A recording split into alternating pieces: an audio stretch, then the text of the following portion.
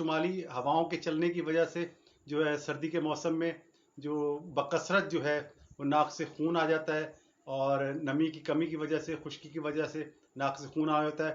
اور اس کی وجہ جو بنیادی وجہ ہوتی ہے، ناک کے اندر باریک باریک نسیں ہوتی ہیں، شریانیں ہوتی ہیں.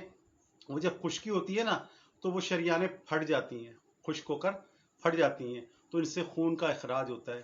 تو اس کے علاوہ ہونٹ، منہ اور زبان پر زخم بھی بن جاتے ہیں اس وجہ سے. بسم اللہ الرحمن الرحیم. السلام علیکم ورحمۃ اللہ وبرکاتہ. آپ کے اپنے چینل حکیم لاڈلا کے ساتھ حاضر خدمت ہوں. میرا عزم آسان، سستا اور 100% کام کرنے والا نسخہ. آج کا جو نسخہ ہے وہ لے کے حاضر ہوں. جیسے کہ چند دنوں بعد سردیاں آنے والی ہیں، بلکہ بعض علاقوں میں جو کشمیر ہیں یا شمالی علاقہ جات ہیں وہاں تو سردی ہو گئی ہے، بعض جگہ برف باری کے بھی اعلانات سنے ہیں میں نے. تو جو نسخہ ہے وہ خشکی اور نمی کی کمی کی وجہ سے ناک سے خون جو جاری ہو جاتا ہے نا، وہ بڑا اذیت ناک ضرور ہے. یہ یاد رکھیے کہ یہ نکسیر نہیں ہے، یہ خشکی اور نمی کی کمی کی وجہ سے جو ناک سے خون جاری ہو جاتا ہے. تو خاص کر یہ سردیوں سے ناک میں خون جاری ہو جانا، کوہر زدہ علاقوں میں سے ناک سے خون کا اجرا ہو جانا، اخراج ہو جانا، تو یہ اس کا نسخہ ہے.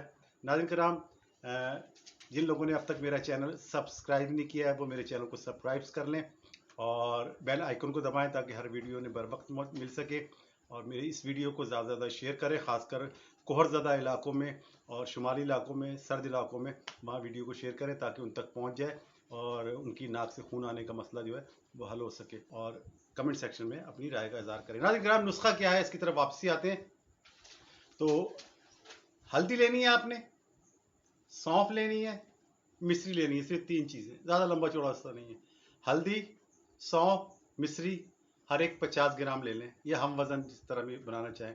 اسے باریک پیس لیں، یکجان کر لیں اور اسے ملا لیں. اب اس کا استعمال کیا ہے؟ صبح، دوپہر اور شام کو 1 چائے کی چمچی جو ہے غذا کے آدھے سے 1 گھنٹے بعد جو ہے پانی سے مسلسل پئیں. 3-4 دن پئیں تو ناک کی خشکی اور جو نسیں ہیں وہ تر ہو جائیں گی، تو یہ انشاءاللہ تعالیٰ ناک سے خون آنا ختم ہو جائے گا. تو اس دوران ناظرین کرام، اس دوا کے ساتھ ساتھ ایک کام اور کریں کہ ناک میں اور ہونٹوں پہ اور خاص جگہ جو پھٹتی ہیں وہاں پہ سرسوں کا یا زیتون کا تیل جو ہے وہ لگائیں. جبکہ ہونٹوں پر جو ہے نا مکھن، ملائی یا گلیسرین وغیرہ بھی لگاتے رہیں پابندی سے تاکہ خشکی کا خاتمہ ہو. یہ دوا اندر سے کام کرے گی اور یہ لگانے والی چیزیں لگائیں. اس کی وجوہات کیا ہوتی ہیں میں آپ کو بتاتا ہوں. اکثر خشک موسم، سردی، کوہر یا شمالی ہواؤں کے چلنے کی وجہ سے جو ہے سردی کے موسم میں جو بکثرت جو ہے وہ ناک سے خون آ جاتا ہے، اور نمی کی کمی کی وجہ سے، خشکی کی وجہ سے ناک سے خون آ جاتا ہے. اور اس کی وجہ جو بنیادی وجہ ہوتی ہے، ناک کے اندر باریک باریک نسیں ہوتی ہیں، شریانیں ہوتی ہیں. وہ جب خشکی ہوتی ہے نا تو وہ شریانیں پھٹ جاتی ہیں، خشک ہو کر پھٹ جاتی ہیں، تو ان سے خون کا اخراج ہوتا ہے.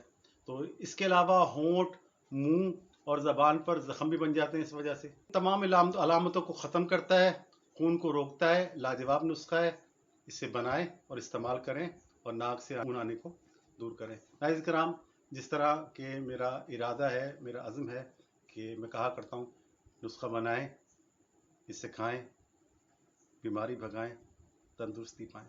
آئندہ کسی بھی ویڈیو تک کے لیے بشرط زندگی. اللہ حافظ.